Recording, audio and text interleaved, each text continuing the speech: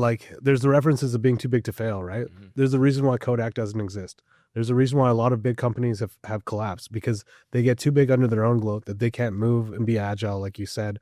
The one freedom I have about being able to have so much autonomy in making my decisions is we get to be super agile about it. And who's to say that we can't rewrite the playbook tomorrow? Yeah. We don't need to go to a board of directors and be like, hey, we need to vote on this, and by next quarter we need to release this. It's like, hey, this isn't working, let's change it tomorrow. Welcome to High Agency, igniting conversations with inspiring people, leading transformative change.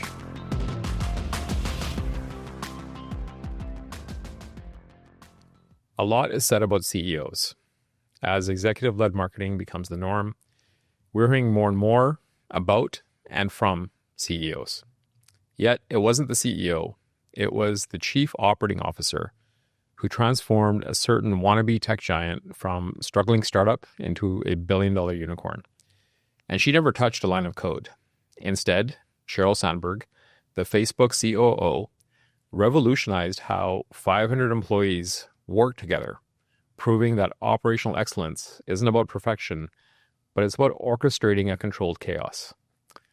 And COOs are really the unsung architects of business success, translating moonshot visions into Monday morning meetings. And while CEOs chase the horizon, it's the COOs that ensure the ship doesn't sink. They're reducing costs one day and then investing in AI-driven supply chains the next. The good COOs build resilient operations that can weather everything from cyber attack to a global pandemic. But the best COOs don't just manage operations. They're the heartbeat, pumping lifeblood into strategic initiatives and establishing a culture of working that creates the conditions for success. And today we're joined by someone who actually embodies this evolution perfectly. Prabh Heer is the Chief Operating Officer at Mobio Brands, whose unique blend of business coaching and operational expertise has transformed how organizations scale. His expertise in business coaching and leadership development has been instrumental in optimizing operations and supporting franchise growth.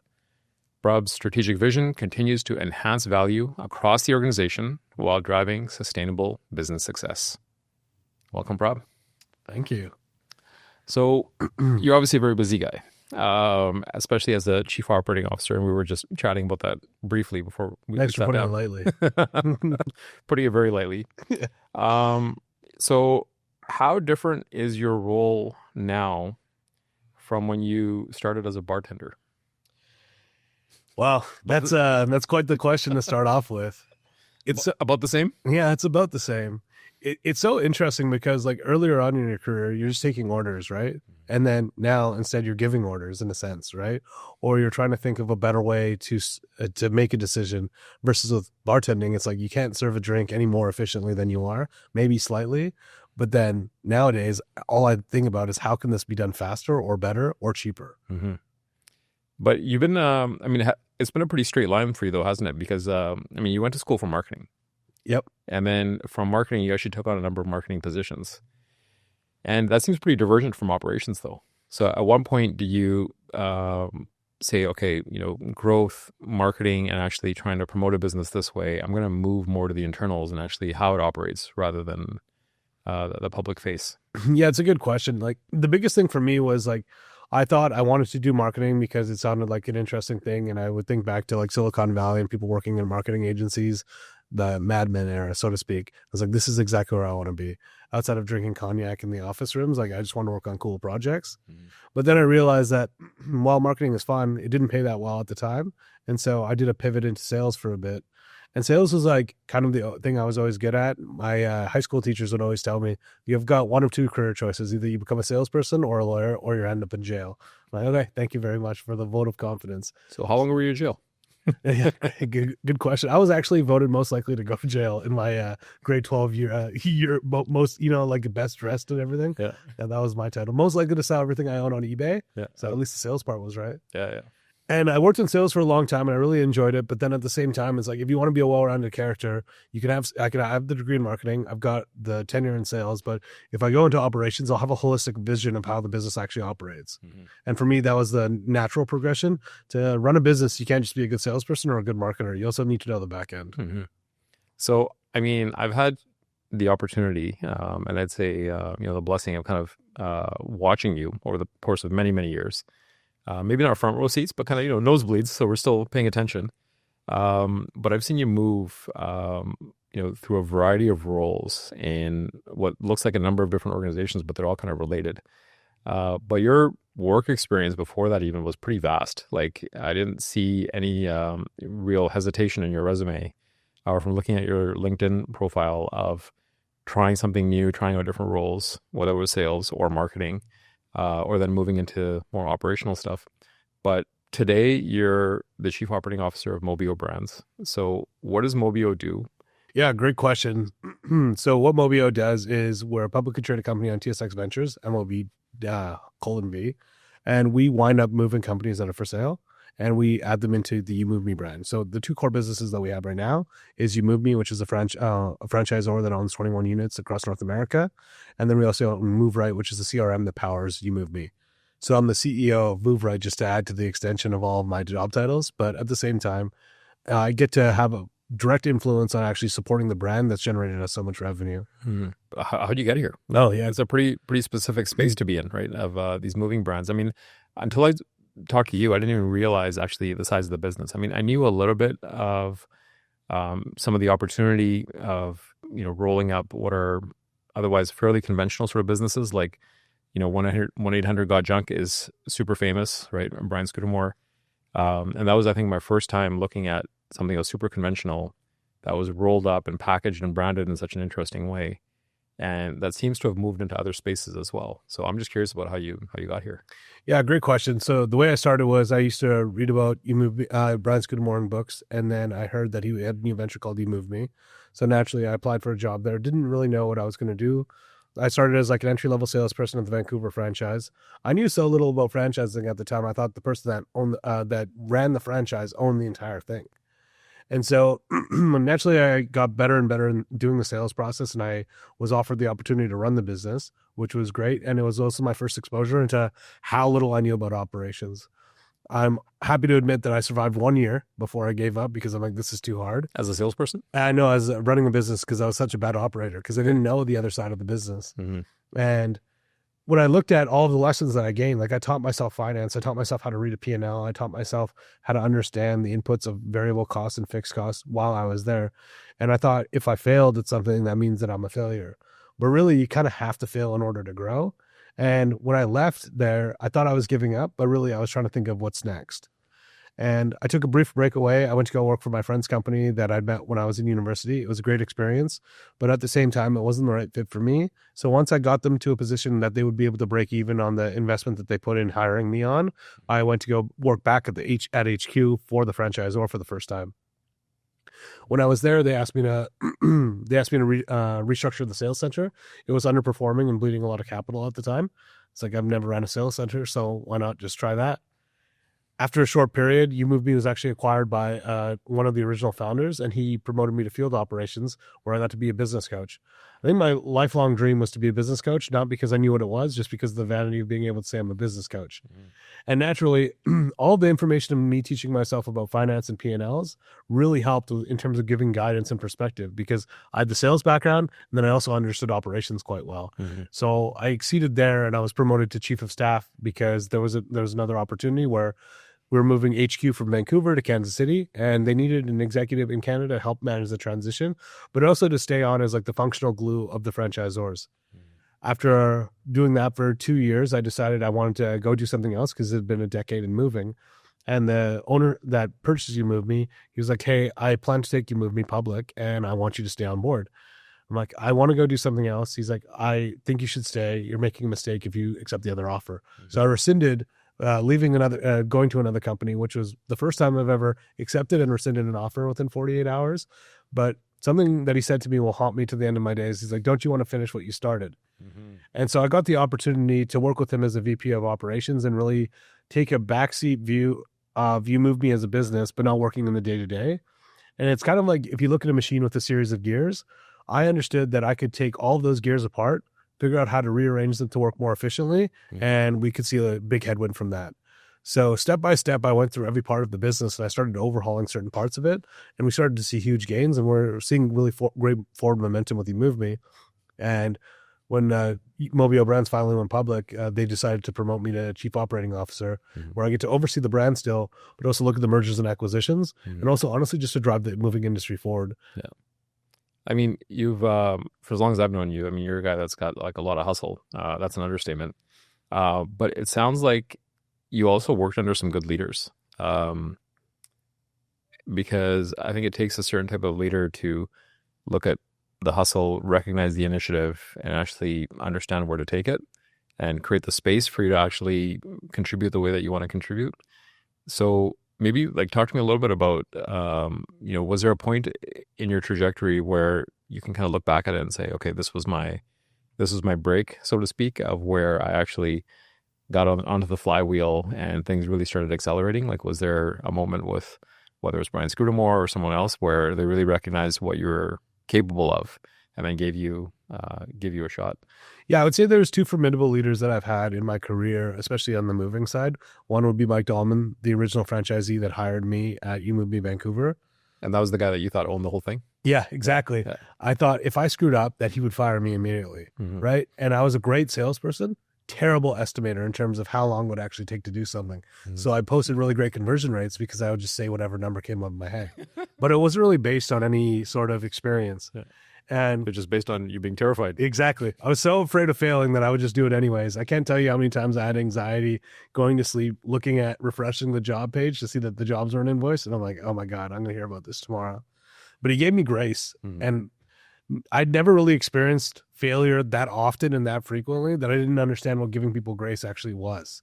And so that really allowed me to understand that it's okay to make mistakes, but you also have to look inside to see what the mistake was to try not repeat the mistake. And then the second person would be Laurie Baggio. He's the one that owns You Move Me now. He's the one that promoted me to field operations. I helped him manage the transition for You Move Me being an independent company.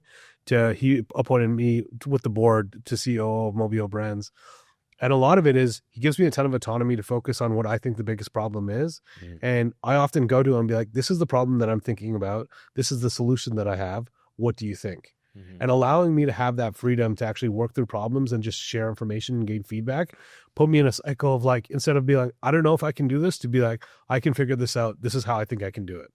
And it kind of absolved my imposter syndrome and also made me understand that this is it. Like, this is what I'm born and designed to do. You fully believe that you were born and designed to do this? I didn't realize. Yeah, it's honestly like I've never felt more comfortable and more capable of what I'm doing. The only question that I think about now, honestly, to this day, is like, how big am I going to go? I've never in my lifetime thought I would be a COO of a public company. I never in my lifetime thought I would run a $50 million organization, let alone look at acquiring multi-million-dollar businesses on a regular basis. So all of the things that I never dreamed of, well, I didn't dream of them because I didn't dream big enough at the time. Now I have this conviction, like this burning sensation in my stomach that I'm designed for more. And the only question is how high and how far can I go? Because I have the tools in order to do it, because I've proven to myself over my track record. Like you said it best, I don't have like a recipe of like focus and strategy. It's like I've kind of fallen into roles and figured them out. But if you do it over a long enough period and you show that level of consistency, it's not just luck.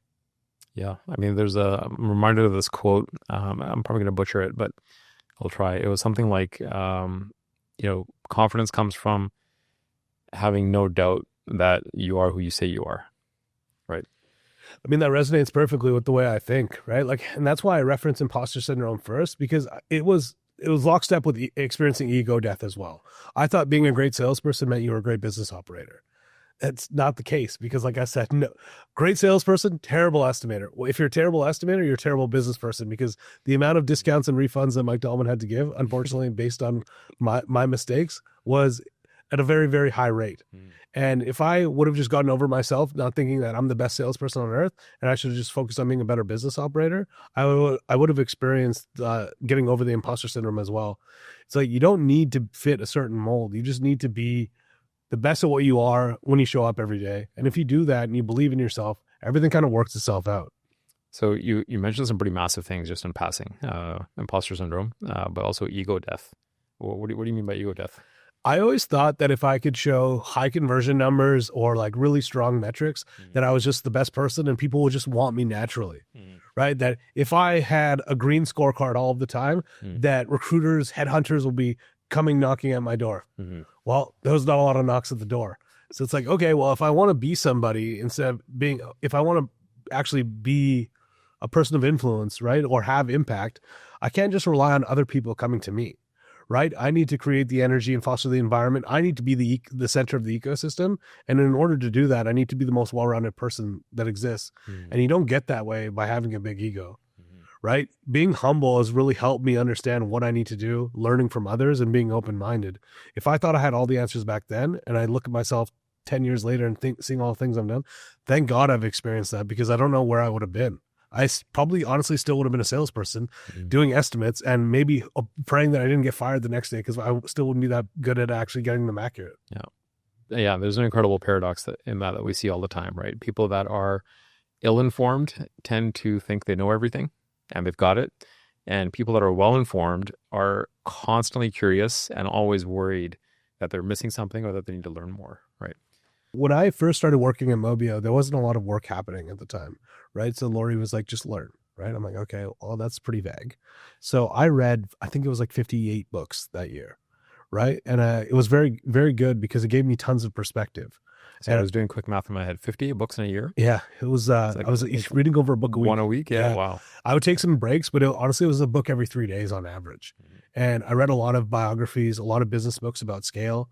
And then what it did for me was not only did it make me go from ill-informed to well-informed, but it also reminded me that there's a lot of consistency and patterns when you look at business. And if you follow the same principles of good business, like if you read any of Jim Collins' books like Good to Great and Built to Last, those same principles apply all of those years ago and they apply today. The only thing that I was missing was my ignorance to not thinking I didn't need to read was my biggest inhibitor to actually unlocking my growth. But having all that perspective just made it seem so that I have a pretty good understanding of foundational knowledge now, and it's up to me if I want to take it somewhere. I'm glad you referenced those two books because I didn't read 58 books in a year, but I did read those two. And those two are like the bedrock of like so much of the work that we do, and a lot of the brand strategy actually that we work on. I think I probably mention Jim Collins' hedgehog concept like at least once a week. Yeah. All right. When we're trying to figure out what the big idea is for any company that we're working with. But that's pretty incredible. And that's quite the commitment. And it's also, again, I think you were working with a great CEO that just gave you the latitude to be like, okay, you're here to absorb and learn. And we'll set expectations maybe later, but for now, I just come in and absorb everything. It's so interesting, like the evolution of it too. It's like you go from having your one-on-ones being like, what do you want me to do? To this is what I'm working on. What do you think? To problem, solution, execution, anything you'd like to add. And it goes from tons of input to less input to just go. And to experience that is so validating and vindicating too, because then you talk to them about like places that you failed or some shortcomings that you might have had. And they're like, it's okay. This is part of the process, but just keep doing what you're doing. So having the freedom to fail and fail fast and fail often has been just as helpful, because I tend to not make the same exact mistake twice. And it makes me focus. Like anytime a contract negotiation comes up, I think about all those times that I made minor missteps, and I'm even more aggressive in it. So although it costs us some money up front, I'll always save it on the back end. And that's why I guess he always has me negotiate our contracts moving forward. So the company essentially is in the business of roll-ups, is what it sounds like. Yeah. Like you're acquiring smaller companies that are for sale and taking over the operation and then packaging it under the overall brand. Is that right? Yeah, it's a mix of both, right? Like we want to grow as many independent franchises through eMove as well. But there's a lot of moving companies that aren't going to scale past the $1.5 million mark. And you really start to make money after $2 million, right? So if you give me a $1.5 million business, I can very high likelihood get it to a $3 million business, a $4 million to $8 million, because the fundamentals of the business are the same. So if we implement our operational knowledge, we can help people scale very quickly. And if someone wants to exit, it's way better to exit through a consolidated number than doing it on your own, because the valuation multiples are even higher. That's part of it. But the other thing that we're doing, which is pretty unique, is I love the example of like David versus Goliath, because local moving, I would say anywhere in our markets, we do a good job of that. We're also now focusing on the long distance side of moving, right? Long distance moves have always been dominated by van lines. Van lines have a distributed model with thousands of agents across North America. So often, whenever I'm going to a conference, I'll stand up and say who my name is, and I'm like, my number one goal is to build the largest independent network of moving companies in North America doing long distance moves. And I say that to make them scared and get them on notice. And when they come up and talk to me, and I'll be like, I'm David, you're Goliath, but my goal is to be Goliath, and I'm going to take you down. And so I'm also growing our long distance brand as well. So we started doing long distance revenue about 2 years ago. We're scaling it to a multi-million-dollar business. We're having a ton of growth, but we don't have representation everywhere, right? Who's to say that if we have a move starting in Salt Lake City, Utah, that we can't do it to Vegas? Well, because we don't have representation in Vegas. Well, I can build the largest network through that, and I build it through a mastermind program. So I build community, because if I build community, I'm the nucleus. If I'm the nucleus, I have the influence, and I've become the person of influence I've always been imagining in my head. Mm-hmm. That's incredible. I mean, and you've got a very David vibe about you. Thank you. And actually, I love that metaphor though, because Malcolm Gladwell did this great breakdown of it. Yeah. And he went fully into the research of the era of David and Goliath and who they were and the biblical references. So I'm going on a tangent here, but I have to tell the story. And he broke it all down and said, from all the descriptions of Goliath, it sounds like he was like a gigantic, strong, man, but might have had like some sort of gigantism disorder or something. So large, incredibly strong, but probably slow moving. And as a result, probably had like kind of some bad eyesight as well if he had these issues. And David and that era that they were in and slingshots, I mean, it sounds like such a, conventional sort of thing to like have, something as small and kind of useless as a slingshot. But he said the way they were used in that era was that, whether it was rocks or something else, and the skill with which they actually used them, that they could hurl projectiles at incredibly high velocity. So he said that story, it's actually Goliath was kind of disadvantaged because you have this big kind of lumbering oaf, and then you have David, this small, spry person equipped with a device that could essentially, like a gunshot, just fire at this like large lumbering thing from a distance and knock him down. And I love actually the other side of the metaphor, because to be David is actually to be like smaller, agile, highly tactical, but understand where and how to apply force with some power, right? And understanding where the levers are. It isn't necessarily just that underdog story, right? It's like you might look smaller, but there's specific skills actually that you have that are deadly. Yeah, I agree so much with that too. It's like, you can look at being big, like there's the references of being too big to fail, right? Mm-hmm. There's a reason why Kodak doesn't exist. There's a reason why a lot of big companies have collapsed, because they get too big under their own gloat that they can't move and be agile, like you said. The one freedom I have about being able to have so much autonomy in making my decisions is we get to be super agile about it. Van lines might have to go through bureaucracy. I get to decide what we're working on. Mm-hmm. And who's to say that we can't rewrite the playbook tomorrow? Yeah. We don't need to go to a board of directors and be like, hey, we need to vote on this, and by next quarter we need to release this. It's like, hey, this isn't working. Let's change it tomorrow. And if we do enough iterations, it's the principle of Kaizen, right? Continuous improvement. Mm-hmm. Eventually, those bullets will go larger and larger and larger, and then they'll impact Goliath, and then eventually Goliath will fall. Mm-hmm. Yeah, I mean, companies are too big to fail, and then the big ones, yeah, like they are slower. But I don't think that's definitely one of the reasons. Another example I draw in a lot of conversations is actually Polaroid and the founder Edwin H. Land. And there's a video I play from the 70s. When he recorded a video to basically pitch his investors on investing in a brand new sort of production facility for the type of equipment they wanted to create. And he expresses this vision at that time, right? And again, this is like 1974 or something, of, the types of devices that they create as cameras. And he's like, they're large machines for a large purpose. And he's like, the vision, but the idea, and he pulls a wallet out of his jacket. He goes, the vision is to be able to pull something out of your jacket and maybe like open it and perhaps press a button and then close it and keep it with you, and to take that image with you forever and make it an adjunct of human memory. I mean, he was like to a T almost describing smartphones and cameras, right? Like the way he pulled it out and everything. This is 1970. And so you would think that they were so far ahead in terms of knowing and understanding what the human interest in capturing beauty, capturing ideas or moments is going to be. But I feel like where they actually might have stumbled later was that the company, yes, it blew up and became huge, but they also lost sight of the fact that they were in the business of capturing beauty and moments for people. And at some point, they started believing that we're a camera company, right? And when you're a camera company and you produce film and all the chemicals and everything else, then when digital comes along, you're going to naturally look at that as a threat, right? When everything with the internet and sharing and content, when all that happens, of course you're going to get left behind because you're in the business of creating these little plastic devices, right? But that wasn't his vision. His vision wasn't like, we're going to be the biggest creator of these little plastic devices. His vision was, what else can we do to capture memory for people, right? So at some point, they lost that. They started believing that, we make little plastic things. And then, of course, when digital comes along, they're kind of left behind until, well, decades later, where now is a nostalgia thing, like Polaroid's coming back, That's right? true.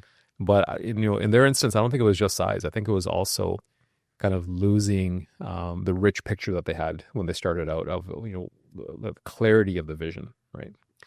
It's so interesting to me because like two things resonate when you say that, and there are two phrases that I say all the time, right? Number one is innovate or die, because I'm constantly in my head all the time being like, how can we make this better? And it's not like we have to over engineer something, but it's like habits change, people change. You need to be at the forefront. You can't be lagging behind ever, right? So if you want to think of it as surfing a wave. So I'm always wanting to be surfing on the wave. Look at the AI wave right now, instead of drowning behind it or being fumbled over it. And the other one is credit to reading those 58 books that year, was when Jeff Bezos, his letters to shareholders, he would end each letter to shareholders saying it's still day one. And I reference that every time we close one of our mastermind meetings. I always tell people it's still day one, because we get to define what tomorrow looks like. And who's to say that everything is set in stone already? Mm-hmm. Is that ever unsettling for people that are looking for an operating culture where they associate stability and efficiency with things kind of staying the same? Yeah, I mean, for those types of people, it's just not a good fit for them. Like, entrepreneurs are a unique type of person. I'm sure you can relate, because you always have to be kind of looking at things way further down the lens. You can't operate in today. You have to operate in next year, 5 years from now, 10 years from now. And so for those that get unsettled by things not being settled, well, they're just not the right fit. I often say that I'm on a rocket ship and I don't know where it's going to land. Because genuinely, I have no idea what tomorrow will bring. I have no idea what next year will bring. But at the same time, one thing I have is that feeling that I know that something greater is upon the horizon. You know the phrase like better days are ahead? Well, I think I'll be saying that for the rest of my life, because I haven't hit that moment where I think, okay, I've peaked or I've done enough. And I don't think I ever will, because the whole expanse of knowledge is limitless, right? So I'm not going to figure it all out. So every day, if I get 1% better, so the whole principle of compound interest coming back again. Yeah, absolutely. I mean, and I actually experienced that same personality just recently. Actually, sitting exactly where you are, we had Frank Palmer, former CEO and chairman of DDB Canada, founder of Palmer Jarvis, one of the most storied advertising agencies in Canada. Worked in advertising for 50 years, held these massive titles that, carry a lot of clout with them, right? But it was incredible. Talking to a guy in his 80s, has absolutely no ego about what he did or what he built or what his titles were. And he's freelancing again because he just wants to work with cool companies and put together teams and do awesome campaigns. And he's going by Brand Frank on his card. And I mean, to me, it was just the most inspiring thing. I've been talking about it every day. I'm mentioning it on this podcast because it was just so cool. I'm he had no ego about what he was or where he was. He's like, yeah, there's something cooler to do. I'm just going to try to find the next thing now. Right. I was just at a networking event hosted by a software company called Supermove in Napa Valley. Sitting down at breakfast, we're with the 50 largest movement companies in North America. The guy that's sitting beside me, his name is Lacey. I can't remember his last name, but he is the principal for Coleman Transport, right? We're just talking about business philosophy. I'm sharing my vision about how I'm growing long distance. He was very humble in his offerings. And then I asked him about his industry. And then he was very restricted in his response. But then he goes up as a panel speaker shortly after. And then the other shoe drops that he runs a $375 million moving business with 67 locations, including the military base at Guam. It's I was sitting with the guy that's doing almost $1 billion. He's doing $1 billion in revenue every 3 years in moving. Wow. And all I could think about is how he told me he was from a small town called Huntsville, Alabama. And I just thought he was a good old boy from Alabama. Good old boy generating $360 billion a year. It's pretty special. I think that's why those types of people are so successful, though, because they never lose sight. They can't, maybe they experience ego death so early that it's never been on their radar. Yeah. Or maybe just didn't enter into the equation, right? They're humble to begin with, so they don't get focused on how things look. Because I mean, I've seen that a lot as well. And I think there was times even I was guilty of it where you get kind of caught up with what the business is supposed to look like, or how you're supposed to show up, or what you're supposed to look like. And it actually just impedes you and slows you down from getting something started. One thing that I've been doing lately, especially going to all these networking events and like going to all these conferences, is I try to stick out as much as possible. I like to say that I'm always talking shit, but really it's just like I'm trying to break the narrative of just asking what people do, because I don't really care that much, to be honest. I want to have interesting conversations with interesting people that I get along with. And if there's an opportunity for us to collaborate down the road, that's great. But if I go into it with the intention of just trying to figure out who every single person is and what their seat is at the table, I'm not really building a relationship of anything. If you can find a point of common interest in a group of smart people, well, there's a likelihood that you're going to be able to do some work together in the future.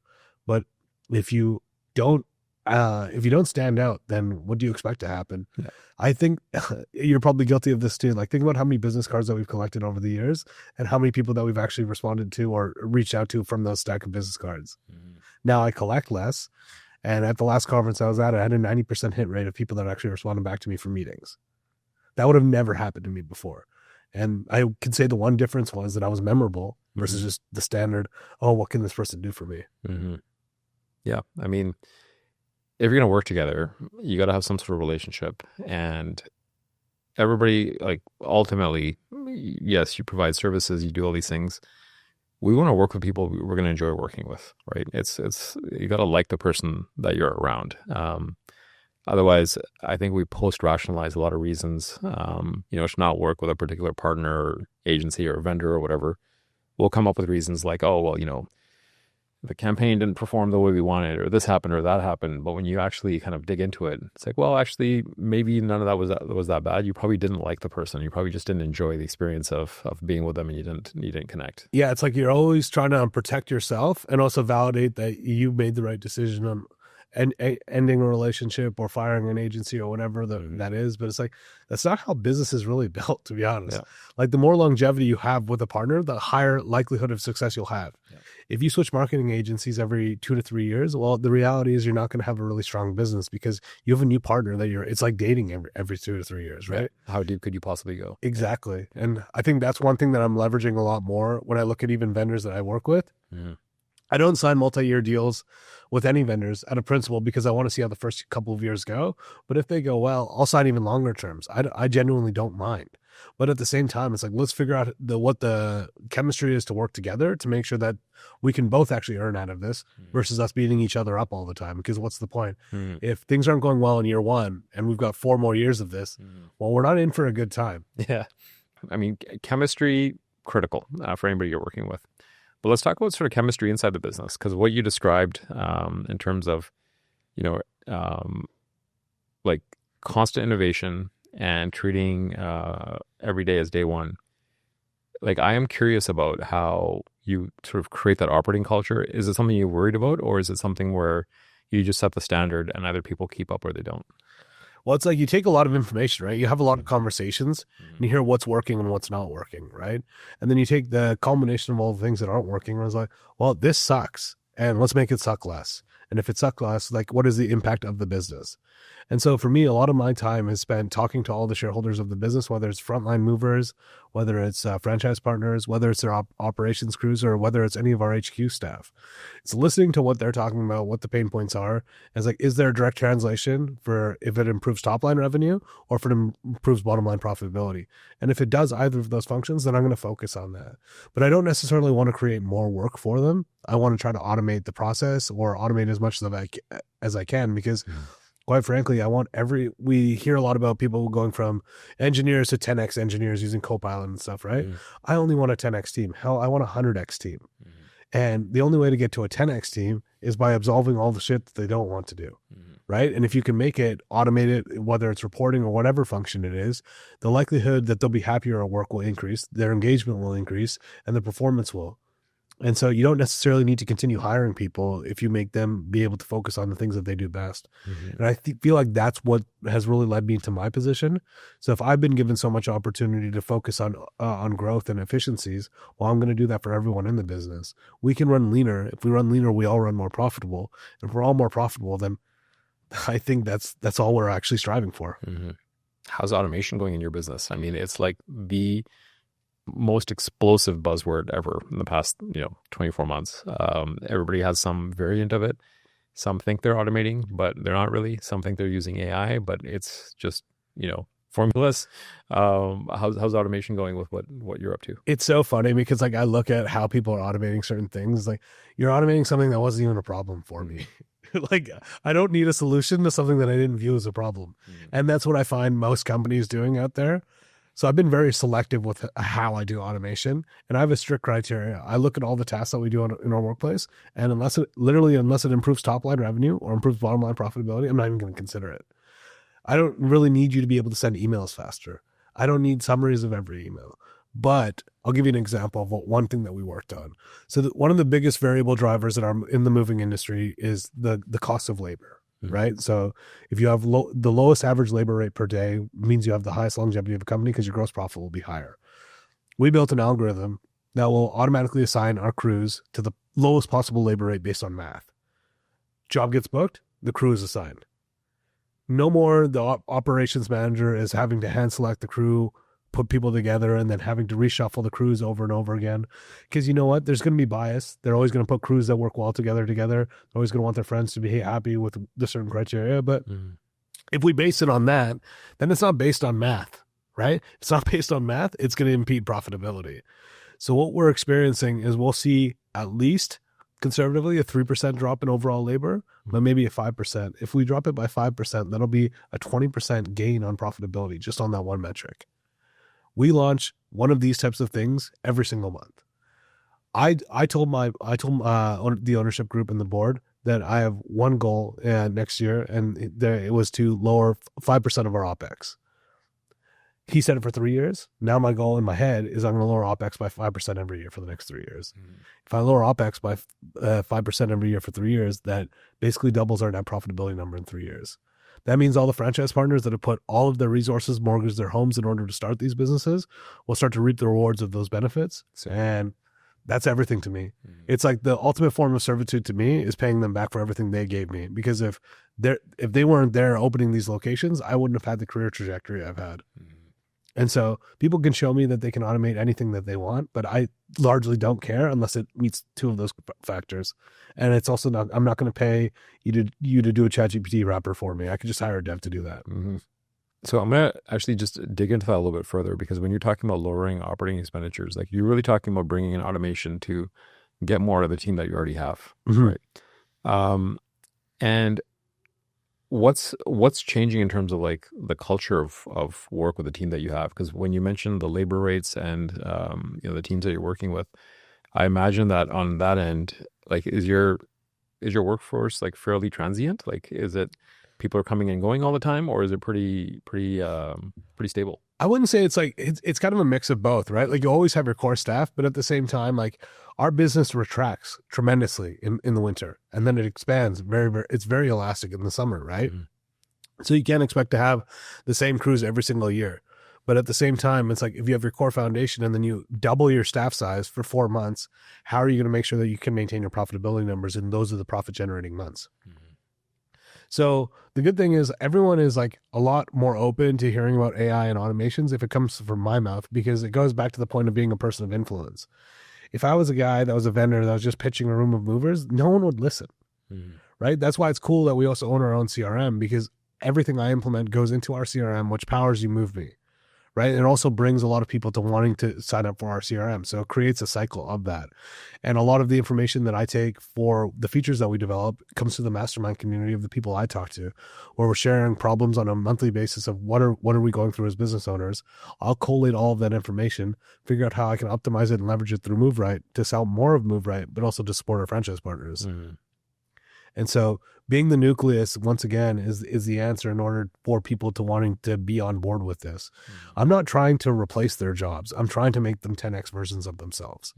I want to make sure every operations person that's running a $3 million business can run a $6 million business without any additional people on top. Because if the business generates twice as much profit, that might mean that they're going to get a pretty big raise as well. Yeah, I mean, that sounds incredible. And I think it also looks at probably like the best side of automation, which is that, right? The idea of taking somebody's livelihood. I mean, if you're a small independent franchise owner, I mean, it's a slog. It's tough work, right? So of course you want those people to be more successful. And if you can apply some amount of automation to do that, all the better. When I first hear about automation, especially when it comes to labor, I tend to cringe a little bit just because we've heard so many stories about, how Amazon runs and how, bathroom breaks are timed and all the rest of it. You might have seen this, but this video, I think somebody had submitted to like Y Combinator last year, went viral for a little bit because they had built this automation platform essentially for sweatshops, right? It was to monitor a grid of, people sitting at cubicles doing menial tasks in essentially a sweatshop. And then the grid would go green or yellow depending on the performance. And if it goes red, you could like literally, dial in right to that cubicle and like yell at whoever was there and get them into the green zone again and then move on. And it was the most like dystopian, like kind of brutally cruel and just inhumane thing you've ever seen. But it was pitched as this automation platform for labor with zero irony. Like if this was satire, I'd be like, oh, this is hilarious and dark humor. But it was with zero irony. It was pitched as a solution for businesses to get more out of their labor. It's interesting because like then it looks at profit first. That's profit first versus people first in my perspective, right? Everything I guess I look at doing is people first because I'm trying to get the lowest average labor rate possible to see what our profitability numbers can be. The more money that the business makes, the more money we can pay our average mover. But if we fumble on what we, in terms of managing our labor rate and it goes up by 5%, well then if we're a business that only makes between 5 and 10% net anyways, like if the business isn't making money, there's not really a business there. And so for me, it's focusing on making sure that the people that are functioning in that business get the most opportunity out of it. And I mean, for me, I guess maybe there's some bias for sure because like I know the franchise partners quite well, and I know that they would want to pay all of their teammates more, but it's a function of how much money that they're actually earning for that to be a possibility. Yeah. But if I can double the profit that they're generating on a per job basis, who's to say that we can't do profit share for any of our teammates? Yeah.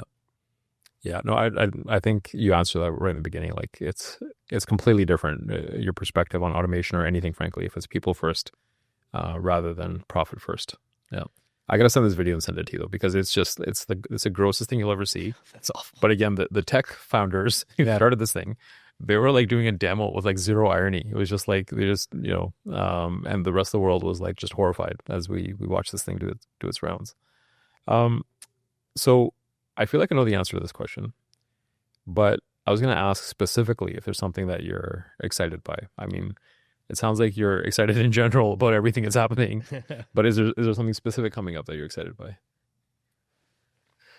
That's a good question. Honestly, I don't know what I'm excited about yet because I don't know what's going to come. I think just the future in a vague sense is what I'm excited by, because I think I would say for the first time in my life this year, especially in the last 6 months, I feel like I'm firing on all cylinders, right? Like the culmination of my life's work is all coming to a head at once, and all of that effort and lessons that I've gained is all working in real time. And it's just very exciting to see what level 1 of this will be. But I guess what I'm really most excited about what level 10 looks like. And I just don't know what that looks like, but I'm very excited to be surfing the wave versus catching up to the wave. Yeah. Yeah. Is there anything that you're really worried about? I mean, if you look at the other side of excitement, I would think in any industry that is that dependent on labor, like robotics, automation of the physical kind, is that something that is of threat, you think, down the road? I don't think like labor will be automated through robots in the moving industry anytime soon. But I mean, private equity groups larger than ours could wind up moving companies faster. They could drop their labor rates down, operate at losses to capture market share. But I mean, when have we ever been in a life cycle where there hasn't been threats happening? We're always talking about this AI wave that's going to take over and replace all these jobs. What about the Industrial Revolution? right? There's been countless times, and you know what? The world has not exploded yet. It's good to have. I might regret saying this, but I'm like, I like when bad things happen, because when bad things happen, you kind of learn how to pivot around them, and that's how you get stronger. If everything is good all of the time, we kind of get a little sensitive and a little soft to what the world is actually looking like through rose-colored lenses. And I used to be guilty of that too. I was so stress avoidant that it actually hindered my performance and my ability to grow.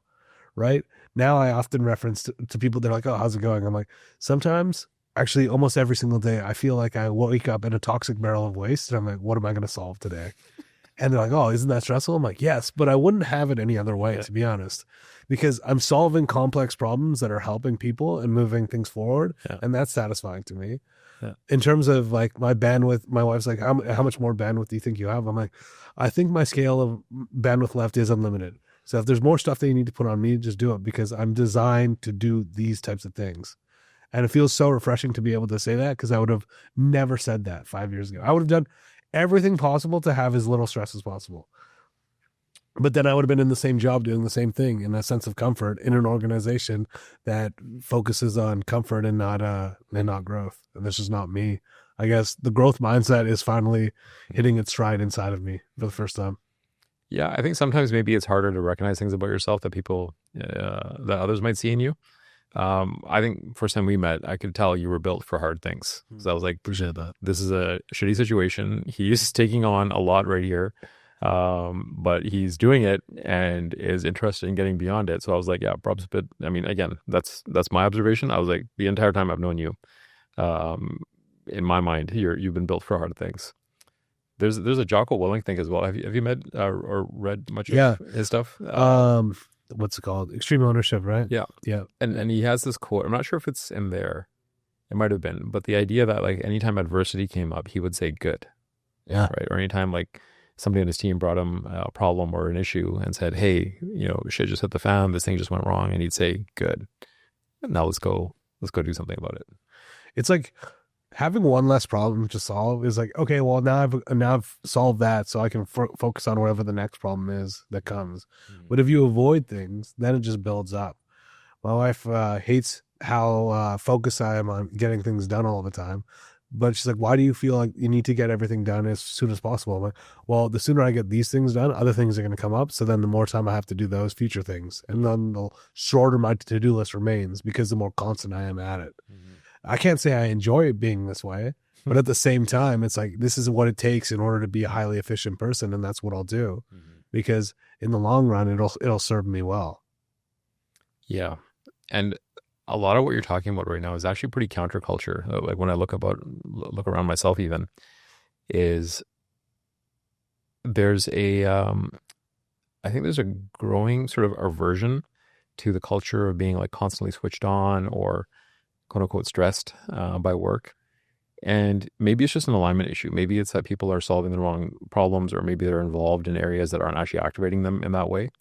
Like I've been described as a workaholic, right? And I don't quite resonate with that term either, because if I'm up late at night, multiple nights in a row, solving what to me are like really interesting and cool problems, and I am like enjoying it and I'm on a bit of a high, like I'm not sure you can call me a workaholic. Like I'm doing something that, lights me up actually, right? You hope that they find something that lights them up just as much. Exactly. Right? And then would you call them a workaholic? I don't think so. No. And so, so the workaholic thing is one thing I've resisted a little bit. And then the other one is the idea of work-life balance. Right. And when I first tried, yeah, exactly. You get it exactly. I knew you would. Is, and when I've tried to talk about it with a team, I think in the past it always kind of landed as, oh, this guy just wants us fucking working around the clock, right? Yeah. And what I was trying to say was that the entire metaphor around work-life balance, or that phrase, it always felt to me like you're trying to hold something at bay of like, hey, there's a shitty thing. Make sure you have enough of the good stuff to, have both the shitty and the good. And that never really made sense to me, because I'm like, if anything is bad, why would you have that at all? And it was more about work-life integration for me, right? And that's a term I picked up from, a previous mentor and actually my boss from years ago. And I saw him live his life this way, right? It was work-life integration, where he was constantly in a sort of, state of play and exploration. And if that meant emails on the weekend, if that meant having to meet somebody off hours, like it wasn't even a thing, right? It was just, that was a part of his life, and it was all sort of integrated and just how he rolled with things. And that was really interesting to me and seemed like such a far more healthier approach because there was no resistance, right? It wasn't like he woke up in the morning and was like, okay, I got to get through the crappy stuff so I can hopefully do the good stuff later, right? And maybe that's just the alignment that's missing. It's so funny because like the work-life balance, the reason why I chuckle at that is every year for like the last 5 years, I would go speak at Kwantlen, my former university, to marketing students about to graduate. The two questions that they ask me the most is like, what should we do in order to get a job? And how do I maintain work-life balance? And every time they said the work-life balance thing, I'm like, I look at them, I'm like, I don't. And if you think you're going to and having a successful career, it's not going to work out for you. And I'm not trying to be negative, but you have to understand that hard work is where is how you succeed. Mm-hmm. Like I put an out of office on when I'm away solely because I want people to understand that there's going to be a slower response time, but I never go dark because if I were to go dark even for 6 days, I would come back to 350 emails at least.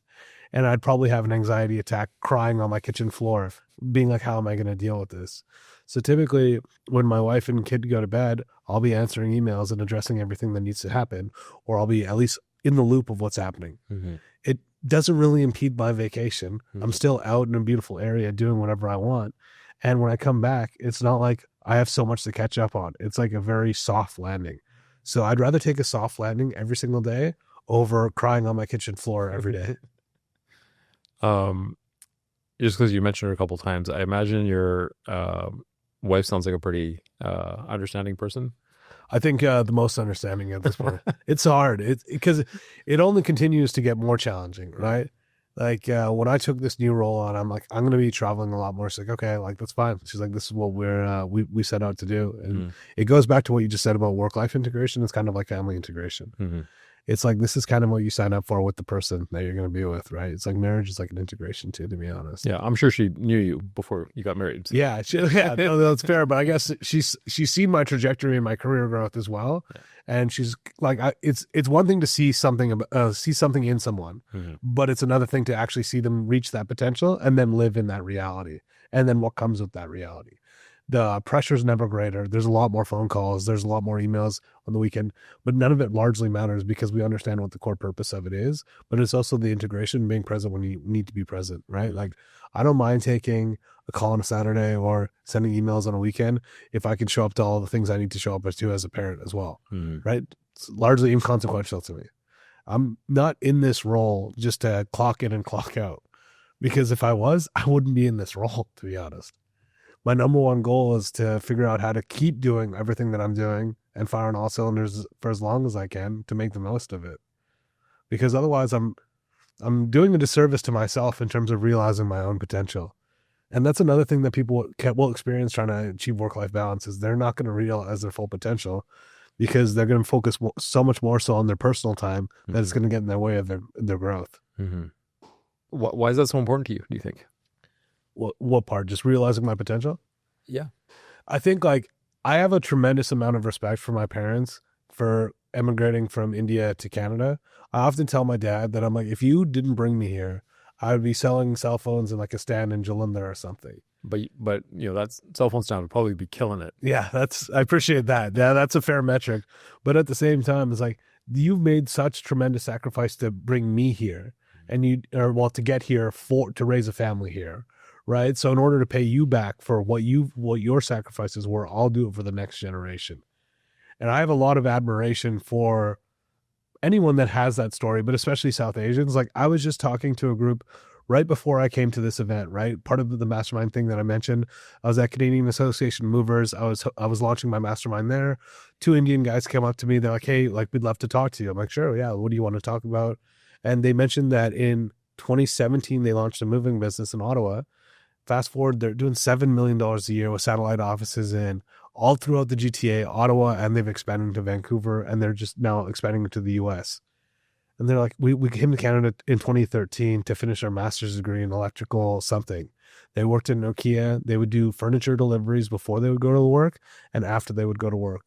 And now they've built a $7 million business. It's like, the servitude that we pay for the generations prior is what fills my cup with so much joy and respect, and that gives me so much pride in my heritage and my upbringing, that's why I keep wanting to do it. And now I'm a father, right? I have a kid that I want to set an example for. Mm-hmm. You always hear the expression of like one generation makes it, second generation spends it, third generation squanders it, or whatever that expression is. I don't want that to be my story, Mm-hmm. right? My story is supposed to be not just generational wealth either. It's just generational growth. Generational growth will be the ultimate indicator of success for our legacy. I don't need it for my own pride. It's more for them to have as many opportunities as possible. Mm-hmm. And you know what? The more you grow yourself, the more people you'll touch. Like, I can't tell you the amount of support that I get from other people from things that I'm doing now. And it's actually overwhelming in some cases, but it's also so validating that so many people see it out of you. And if you serve as an inspiration to others, they want to work harder, and then you're kind of doing your purpose, Mm-hmm. right? In Indian culture, the term is seva, right? Yeah. I feel like I'm doing seva every day just by trying to get to my potential. Yeah. The idea of selfless service. Yeah. Yeah. Whenever I hear an immigrant hustle story, I mean, you've got them, from these guys that you bumped into recently, like, my parents. I mean, in comparison, I often feel a little soft when I look at the way they worked and what they did and what their story was compared to, the luxury and privilege that I'm in and what I consider to be quote unquote struggle. Right. It's a pretty far cry. Sure. Yeah.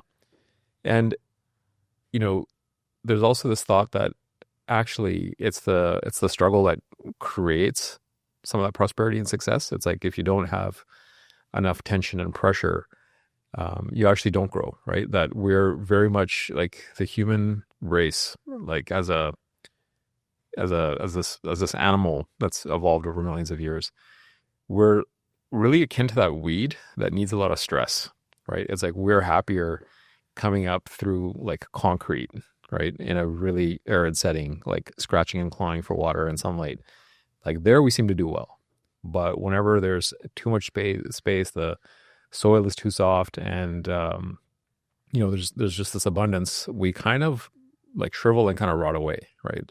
And the more I've actually talked to people, I've talked to entrepreneurs, you hear the story is often given to you as despite all of this adversity, I was able to do X, Y, and Z.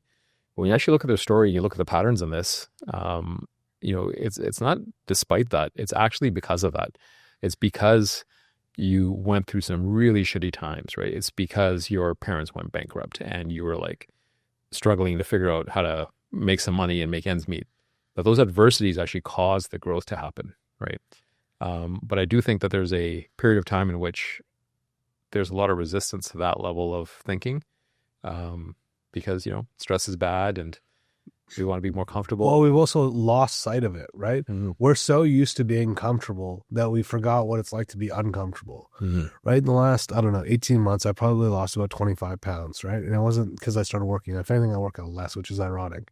And the biggest thing for me was I started fasting, right? So what time is it now? It's 3:15 in the afternoon. I haven't eaten since dinner yesterday. I'm not withering away. I'm not dying inside, right? It's like, your natural reaction is to eat. The sense of discomfort, but it's like you don't actually need to. Hunter-gatherers didn't eat every 3 hours or whatever it is, having 5 meals a day with whatever, or with snacks and stuff. It's like the more you feel discomfort, the stronger you actually gain willpower as well, in my opinion, right? Mm-hmm. Like you gain restraint. There's so much more out of it. Mm-hmm. Versus if you're always trying to absolve yourself from feeling any pain ever, well, then all you're going to seek out is that work-life balance. Because you're so worried about being stressed that you just don't want to be stressed. Well, then that's the limiter of growth. Like South Asian cultures, we didn't have the opportunity to be too stressed out to seek work-life balance. I can't begin to think of any parent when I was growing up that had one job, right? It was like 2 jobs was the standard. It's like, so if they were doing 2 jobs and you're trying to make sure that you could have a work-life balance, what is that saying for the previous generation? How is that showing respect to them? Mm-hmm. I wouldn't call ourselves soft either. Society continues to evolve, but it's always important to remind ourselves of where people were at before and where we're at now. And so it's good when we feel uncomfortable, because that's actually paying homage to them being uncomfortable for their entire lives. Mm-hmm. Right? Like I love talking to older people because hearing their stories fills me with so much joy. Right? Like when I talk to an older person and they say that their home got bought by a developer, I hug them immediately. because I'm so happy for them. Because I know how hard it would have been for them to first get that house and for what that money would have meant for them, because finally they can, like, they're a clenched fist and they can finally unclench that fist. Mm-hmm. It's like, what a special moment. And when you embrace someone like that and show them such like happiness for them, they feel a sense of comfort. And like, that's how connections are made, in my opinion. So this generational curse you're talking about of, there's one generation that really struggles and creates some opportunity for the second generation to perhaps struggle a little bit less, but take advantage of some new opportunities. But then by the third generation, it's been like too easy for too long, and now it just kind of languishes. How are you going to break that with your kid? I wake up every morning talking to myself about how I'm not going to let her control me, basically. It's hard. It's only 2, and I feel like she's already manipulating me. But at the same time, I really want to reference like all of the hardship that the previous generations went through, and to remember, like, if you want to be a good person, this is how it was built. Mm-hmm. And honestly, I'm going to set up a living will where you'll get certain tranches of cash depending on the things that you do. But I'm not going to let it be squandered. I'm not going to let my parents' legacy be squandered based on lifestyle versus based on like work-life balance. It's just not going to work for me. Mm-hmm. I always thought I would soften up a lot more after I became a parent, but at the same time, especially with my parents still being around, like, it further just validates that I want to be this way. I was very, very, it's contrary for what people would think, but I was very, very lazy in my teenage years, extremely unmotivated. I would do nothing. Right. So when I look back at how I am now, if I was more appreciative earlier in life and I understood the opportunity that was at hand, who knows how far I would have gone by now. Right. But I had an opportunity to basically hit the reset button at age 19. And thank God I figured my shit out. But I did. And I want my kid to be very aware of that. I think it's a lot more about coaching, right? It's like, don't look at like where I am. Look at where I was and what I went through to get there. And don't ever lose sight of that, because I think especially even in South Asian cultures, kids are getting lazy. Like, I tell my aunts and uncles sometimes, like, the thing that angers me the most about you guys is you haven't kicked these kids out. Mm-hmm. Charge them rent or kick them out. Get them out on their own, because like, if you don't charge them rent, they're not saving any money anyways. The money's all just being squandered. It doesn't really set us up to be successful later. Like, yes, we're very grateful that we can live with you, but at the same time, what does that say about their own independence? Mm-hmm. Yeah, culturally, I think, maybe there's like some sort of intergenerational trauma or something, but I've definitely seen and heard a lot of that, of like parents almost having an aversion to applying any stress to their kids, of being like, actually, we went through this, so we don't want you to have to deal with any of this. That sounds like my dad in a nutshell. Like, when I was talking about my travel schedule, he's like, oh, it's like, that's a lot of stress. I'm like, yeah, well, in order to live in Vancouver and have the lifestyle that I have, which is modest at best, I have to do these types of things. It's like, doesn't it stress you out? I'm like, sure, I guess. Like, I largely don't feel stress in that sense. Mm-hmm. Sure, I might have a million thoughts going on in my brain at the time, but I don't seize up. Like, I'm not like in fight or flight mode. I'm just like, okay, what am I going to do? What problem am I going to deal with next? Mm-hmm. But yeah, they're very, very against you having any form of stress, but they want you to be successful. So how is this supposed to work? Yeah. I think my mom's the opposite, actually. When I look back on it, I'm only child as well. But in her 70s now, like, I think she hasn't fully reconciled the fact that she's aged to a point and is like, she's slower than she remembers from even like 20 years ago. Oh yeah. So still willing to take on ridiculously hard things, right? Like insanely so. My mom worked as a care aide and home support worker for like 26 years. So when I talk about the immigrant story, it's like most of my life, my memories of my mom were her working 16 hours a day, right? She had this 30-minute cutover where she would stop her shift at a nursing home and then be working as a care aide. And that was it. She just double shifted literally for a decade, right? And there was very limited amount of time that, we would call downtime. When she shifted from that to being single shift, like, that was a huge move, right? But then she was still working full time, set up an assisted living center of her own, like in her 60s or late 50s, I guess, at that point, right? Decides to start her entrepreneurial journey at that point and just scare the shit out of all of us. But just, had no qualms about starting these hard things. Still a foster parent, during all of this, right? So, full-time care aide, assisted living, and foster parent. And meanwhile, I'm just watching at a distance, like just stressed the fuck out, as in like, lady, slow down. Like, how the hell are you handling all this shit? So then when she retires, she's basically left her job and now she's just, running the assisted living place full time. And now at like, 71, I still have to, I think, remind her sometimes that like, actually, like, I get it that you have ambition and there's things you want to do, but maybe, let's start enjoying some downtime and, spend some time with your son and maybe, chill out a little bit. But I feel like she's much like, what I was talking about, Frank Palmer, almost to a fault, still kind of looking to the horizon and being like, okay, what's next? What else could I do? I mean, she's got gas in the tank. She's doing what she wants to do, right? Well, whether we agree with it or not. Yeah, no, there's gas in the tank. It's the transmission we worry about. Yeah, right? it's fair. I don't know. It's interesting. Like, I think this is all they know, right? So they're not going to really restart hobbies at this point either. Yeah. But I mean, there is something to be said about longevity. Like the reason why I started fasting was to have better control of my health. I get my blood tested every 3 months because I'm like, if I want to be here for as long as possible, I need to make sure that all of that stuff is in high order, which is good because like, I feel like it's so easy to miss on something. And yeah, everything is work and it's a lot to do a lot of different things. But at the same time, if you want to give yourself the best opportunity to go do something, this is it. I think that's a great note to end on. Yeah. Awesome. Thank you for having me. Yeah, thanks, Prabh. That was fun. Yeah, that was great. Thank you. Well, hopefully we've given you a lot to think about. That was High Agency. Like and subscribe, and we will see you next time.